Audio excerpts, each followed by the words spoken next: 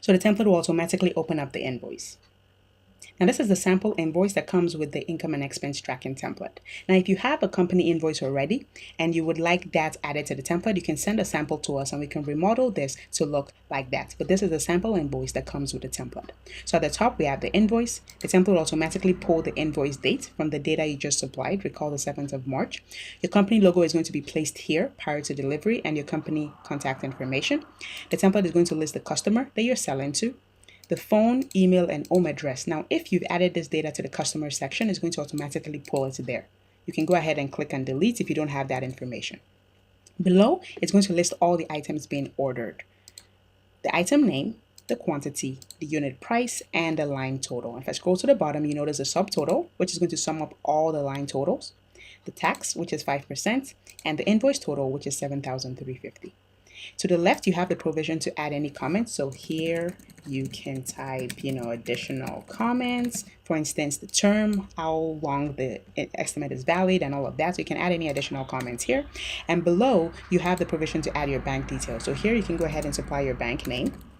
You can supply your company name and your company account number. Okay, so you can supply the details there. And then maybe in the comments, you can write pay to the bank below. So this is the invoice. Okay, so the template will automatically pull that from the sales section.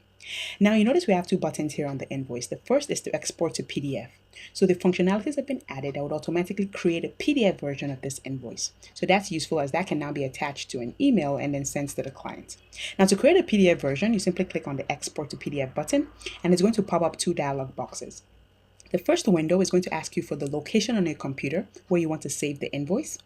And the second is going to ask you for the name of the file you want to save it as. So let me just demonstrate that. So once I click, you notice first of all, it's going to open up a dialog box. And this is going to ask me for the location. So which folder do you want to save this invoice as? Now it's recommended that you have a folder on your computer where you store all of your invoices. Depending on how detailed you want to be, you can have a folder for all invoices, or you can have a folder for estimates and then another folder for invoices when the client actually pays. But you should have a folder where everything is stored. So I'm just going to use my desktop. Please do not save it on your desktop. Have a folder. Then you click on OK. Next, the template is going to ask, what is the name? What do you want to save this file as? So here you go ahead and supply the file name. So I'm just going to call this the customer's name. This is an estimate and I just, the date. So this would be March 2018. Okay, so let's assume this is the format I store my invoices. Once I've supplied the file name, I click on save and that's all. The template will automatically create the PDF and open up a sample so you can see how it looks. Now I was going to open up the sample using your default PDF opener. So mine is Adobe Acrobat. If you don't have any PDF opener, it's going to use your browser, so Chrome or Mozilla Firefox. So I currently have, so let me zoom out. So here's the invoice.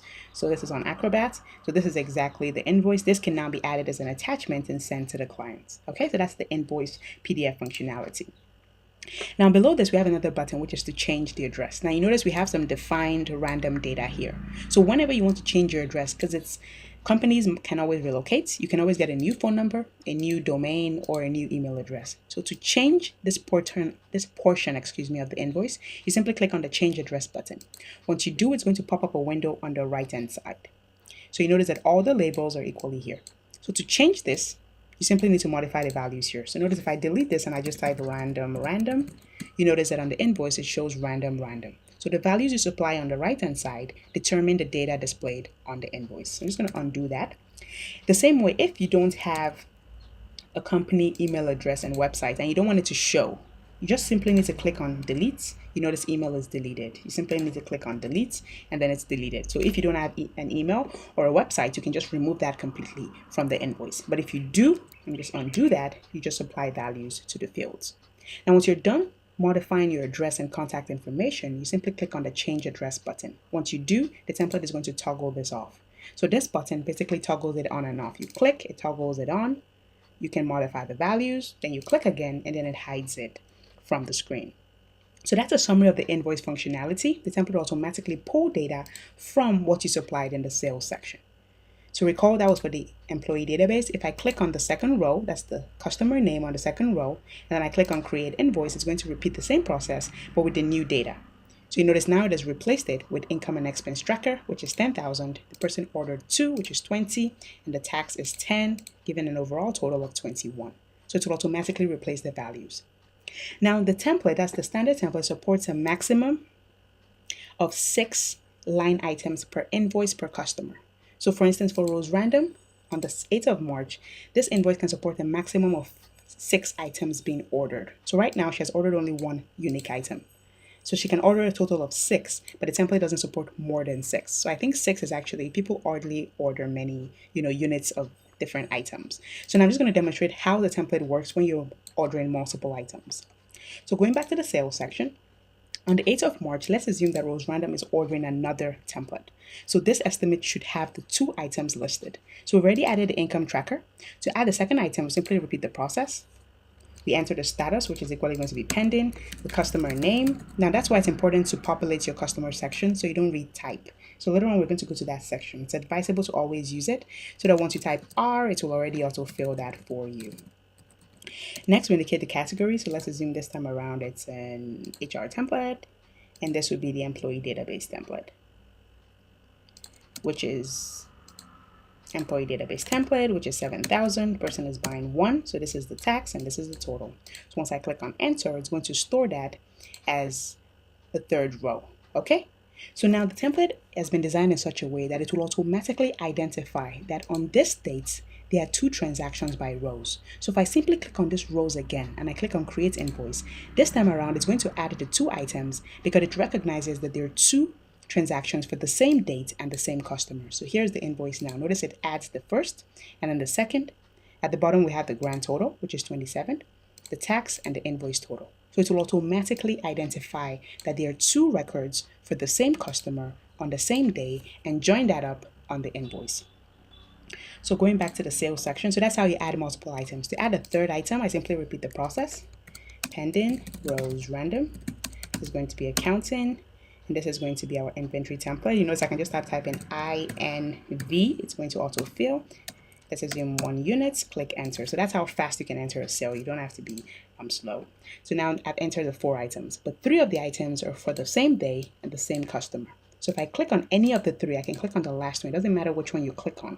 But the one you click on, the template will just search, are there other transactions that have the same name and the same customer? If the answer is yes, it's going to combine them together. And it can combine a maximum, as I said, of 6. So once I click create invoice, it's going to recreate that invoice now with the 3 line items. So notice we have our 3 line items there. The quantities, unit price, and the line total. And at the bottom is going to tell you the subtotal, the tax, and then the invoice total. Okay, so now you can go ahead and create a PDF and attach that to an email and then send to the client. So that's a summary of the invoice functionality in the sales section. So clicking on the sales takes us back to that section. So I've covered how you add estimates. Okay, so these are all pending. So if I go to my reports and I go to my P&L statements, you notice it's still going to be 0 because those are just estimates, not income received. On the other hand, let's assume that later on in the day, the customer pays. So you issued out this estimate and then maybe 2 hours later you receive a payment. You simply need to click on the particular transaction, let's assume this first transaction, and change it from pending to paid.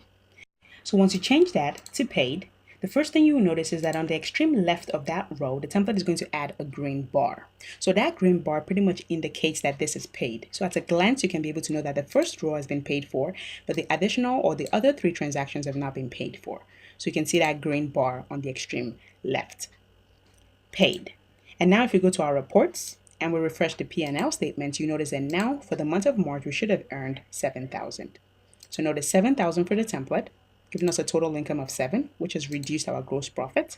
And now if we go to the bottom from a negative value, you notice the tax. So there's a row at the extreme bottom that will tell you the total amount of VAT you're supposed to pay every month. So on the last day of every month, you can refresh this, see the total amount. I know this is what you're supposed to remit to FIRS for tax. That's the VAT, 5%. Okay, so it has automatically added that to the month of March.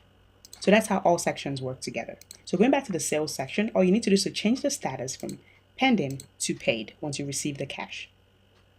So recall how we added a transaction. You simply click on the add sales. Now, depending on the status you indicate, determines if it's an estimate or if it's paid. So now I'm going to enter a paid transaction up front, and I'm going to call this customer John Random. This is equally going to be for an accounting template. And for the template that we're currently recording this video, which is the income and expense tracker, 10,000, the person is buying 1, it calculates everything. I click on enter and it stores that transaction. So now we have a 5th row for John Random. You notice the green bar is automatically added because we already indicated paid. So you can add a paid transaction up front. You can add an estimate. Then when it converts to a paid, you change that to paid. And if, for instance, 3 months from now, you're very certain that this customer is never going to make this order, you can go ahead and delete it. So the estimates can be deleted at any point in time when you're certain that you don't need that data anymore. So to delete any row, you simply click on the customer's name or the first cell. So for instance, you can click on the date. That's the first cell in the row. Click on delete. Template is going to ask, are you sure you want to delete this product sale for John Random? If you do, you click on yes. If you don't, you click on no. So that's how you add sales. You delete an existing sale and you create an invoice or an estimate for a sale. So I've covered the revenue section. So the expense section, cash outflow, we've covered all the functionalities here except for the add payments. The sales section, cash inflow, we've covered all the functionalities here. Next, we move to the customer section. And to open that section up, you simply click on the customer label, and that takes you to the customer section of the template. So now we're in the customer section, and this is where you document all customer information. So you notice the title at the top says customer information. Now to the right of this, we have two buttons, to add a new customer and to delete an existing customer. Below this, we have the data table where all customers are going to be listed. Now, because this table has only 4 columns, so you notice we have only 4 column headers, there's no data form. So you simply click on the first field and you supply values. So here I go ahead and supply the customer's name. Once I'm done, I make use of my tab key to move to the next field where I indicate the customer's address. Pressing the tab key, next I indicate the customer's phone number and the customer's email address. So now I've successfully added the first customer. So the first row represents Rose Random's data, our address in Abuja, phone number, and email address. So now if we go to the sales section and we click on the add sales, you notice the customer field is now populated with Rose Random. So once we type R, it will autofill Rose Random. In the same way, if we want to generate an invoice, for instance, for Rose, click create invoice. You notice that now the template is able to associate an address with this customer. So the upper section of the form is automatically populated with the phone number, the email, and the contact address in Abuja. So whenever you click on the button that's create invoice, the template will automatically look through the customer section to identify a match for the customer you selected. If it finds a match, it's going to return the phone, the email, and the contact address. Now going back to the sales section, I'm going to add another customer by clicking the add new button. This inserts a blank new row. First of all, I indicate the customer's name. I make use of my tab key to move to the next field where I indicate the customer's address. Next, I indicate the customer's phone number and the customer's email address. So now I've successfully added 2 customers. The first row holds Rose Random's data, and the second row holds John Random's data. So if we go to the sales section again, you notice that now if you click on the customer field, the 2 customers are listed. And in the same way, if I click on John Random's transaction, and I click on create invoice, we should see an invoice now with John Random's contact data.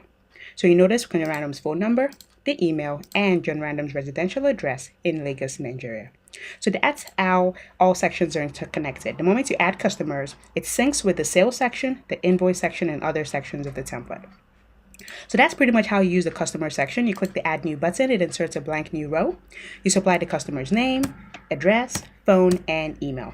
Now once you're done supplying the 4 values, if you want to delete, you simply click on the first field. So notice the field is highlighted. You click the delete button, you click on yes, and that row is going to be deleted. So that's a summary of the customer information section. Next, we move to the reports section. So you notice once I click on the labels reports, it opens up that section. Now this takes us to the reports dashboard, which holds several reports.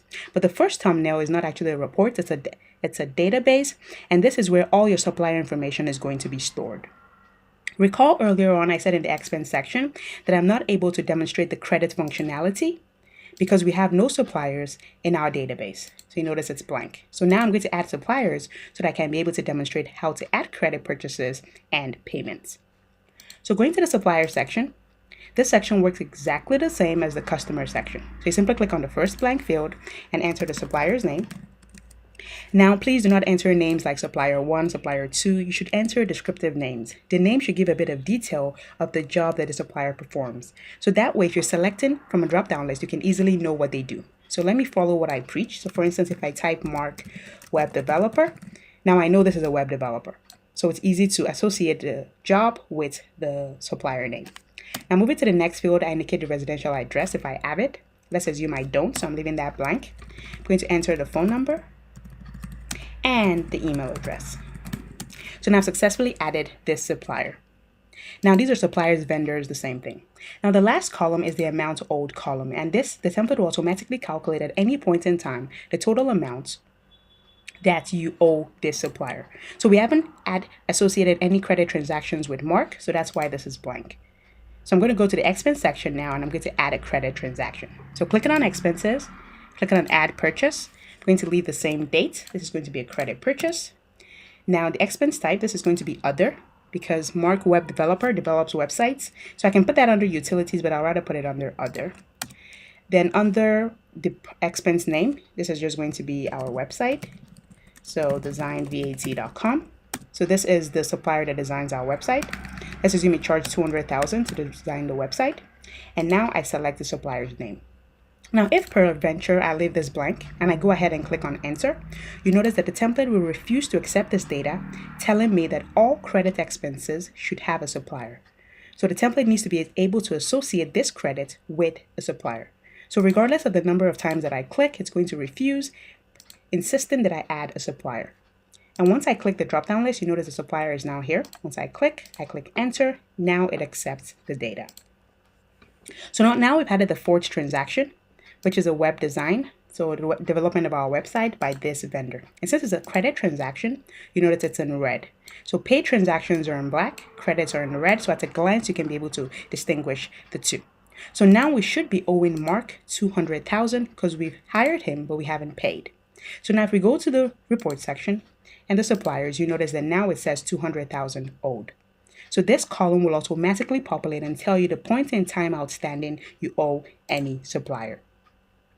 In the same way, if I go to the expense section, let's assume I want to pay Mark part payment for this website. So all I need to do is to click on the payments button. This pops up a form. First, I indicate the day I'm paying Mark. I'm going to make it the same day. Next, I select the supplier's name, and this is going to list all suppliers in my database. Right now, we have only one supplier, so once I click the supplier, you notice the template is going to tell me I owe $200,000. So it's going to tell you at any point in time the total amount you owe that supplier. Next, you indicate the amount you want to pay. So I'm paying part of it, which is $100,000. And once I click enter, it's going to store this data to my data table. So you notice now we have another transaction, which is a supplier payment of $100,000. So this means I should be owing Mark Web Developer only $100,000. So let's confirm. I click add payments. Now if I select Mark, you notice it says only $100,000.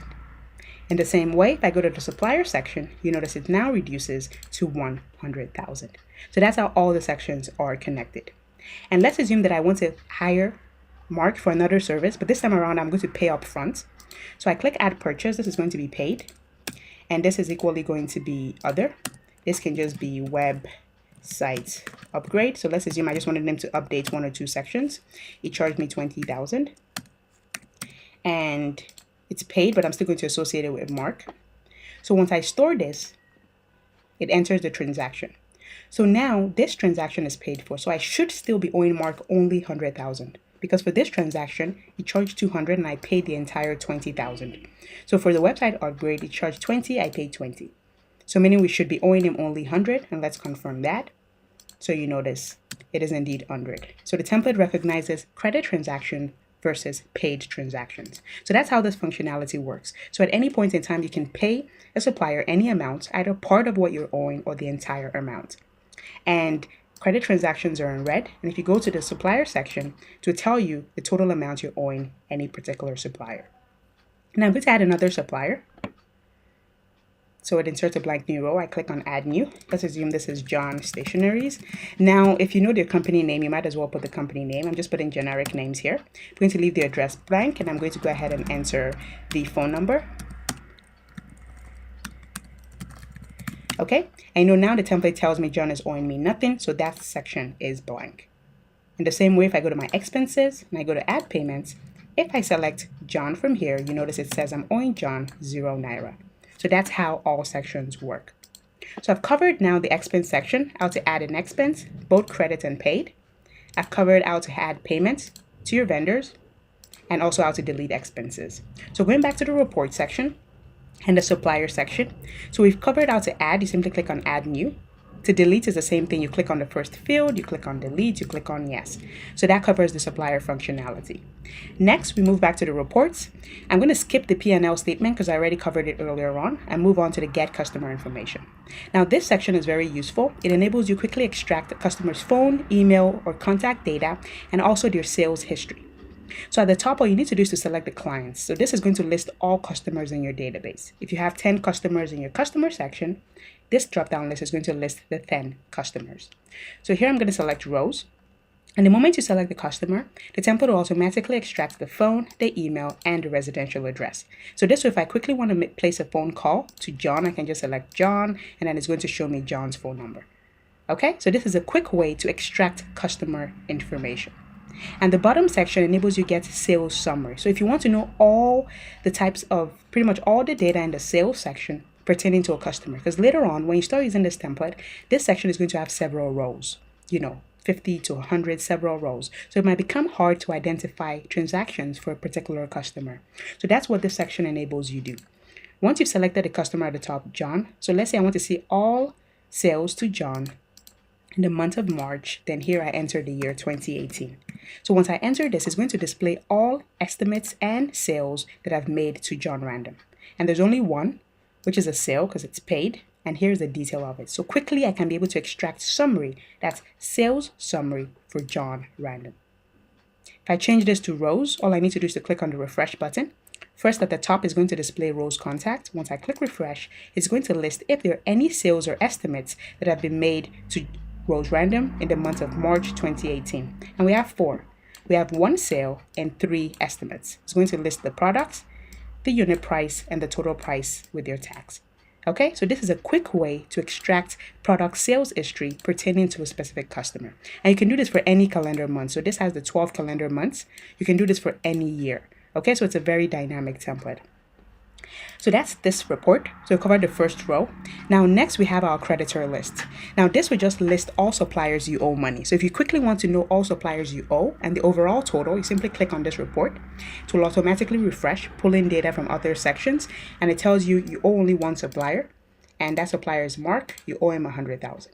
So if you owe 10 suppliers, it's going to list it here, telling you at the top the total number of suppliers you owe and the individual amounts, and then the grand total at the bottom. The next report, we have our expense and our income reports. Now, these 2 reports are similar to the P&L statement. The only difference is the P&L statement sums it up. So for instance, it tells us the cost of revenue is 250. But it's possible that this 250 is a sum of multiple transactions. So if you want to see the breakdown of all the transactions, that's when you use the income and expense report. Once you click on expense, it's going to open up that report. And this is just going to show you your expense summary.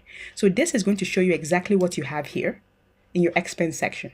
The only difference is that you now have the ability to filter it. So if I want to see only transactions in the month of March, so going to that report, I can be able to tell the template that I want to see transactions only in the year 2018. So I want to see only expenses I made in this year in the month of March.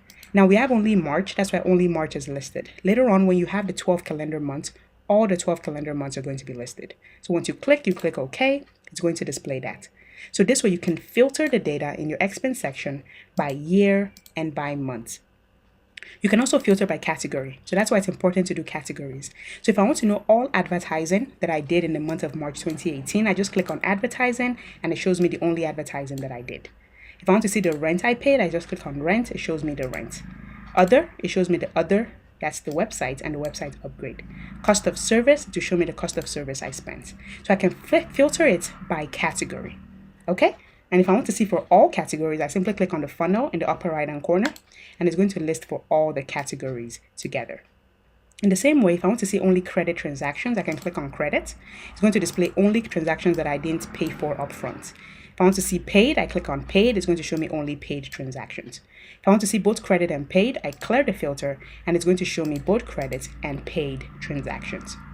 In the same way, if I want to see for a particular supplier, for instance, Mark, I simply click on Mark and it's going to show me only transactions to Mark, the web developer.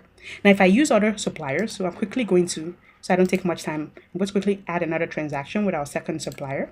So I'm quickly going to add an expense. It's equally going to be paid. This is going to be office. This is going to be stationaries, 10 pens and 20 books, just something random. Let's assume I paid 5,000. I bought only one, and this is for the John stationaries. Then I click on enter. So now I've added that expense, also in the month of March 2018. So if I go back to my expense report, you notice that the template will automatically now display that supplier on the list. So now you notice we have John stationaries. And if I click on John, it's going to display what I just entered, which is the pen and the books. So the expense summary just enables you play with your data. You can see for a particular year, month, for a particular category, for instance, rent, for a particular status, if you want to see all your paid transactions or all your credit transactions. And lastly, you can see for a particular supplier. So if I want to see only web, I'll see only the web payments. If I want to see only John, I see only John. So if you have 20 suppliers you've used, they're all going to be listed here. So that's a summary of the expense. Next, we go to the income report. This is exactly the same. It works with your sales section. It just enables you filter. So now you can see sales for a particular year, 2018. For a particular month, right now we have only March. And then the status, if you want to see only estimates you've sent or only sales. So I want to see only sales. Once I click on sales, it's going to show me only the sales. These are the only 2 sales that I've made. If I want to see all the estimates I've issued out, I click on pending under status, and these are all the estimates. So these are the 3 estimates I issued out. Okay, so you can easily see paid. Most likely you always use paid. You really would not need to see your estimates. And here you can be able to see for a particular customer. So if I want to see all transactions to only John, I simply click on John. It's going to show me only John. To Rose, it's going to show me only Rose. If I want to see for both of them, I clear the filter and it shows me for John and Rose.